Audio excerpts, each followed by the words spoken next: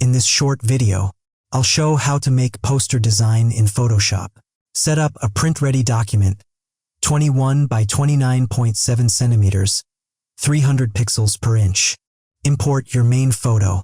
You can grab it from the download link in the description. Add a solid green background using an adjustment layer to match the car's tone. Confirm with OK. Create a new layer and brush in a lighter green around the subject to add soft shading. Use the rectangle tool to form a card-like panel behind the car. Turn off the stroke and fill it with green. Through layer style, add a subtle stroke and an inner shadow for depth. If you want more panels, duplicate or add 2 more, and rename the layers for organization. Place 3 more images into each panel. Drag the image above its panel, then create a clipping mask.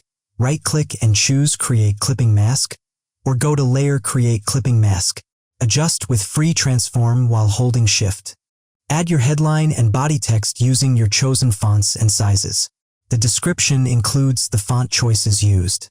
Overlay a plastic texture to unify the look.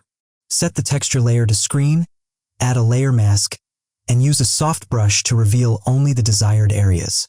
Finish with 2 final words on the left and right and a short closing line. If you found this video helpful, don't forget to like, comment, and subscribe.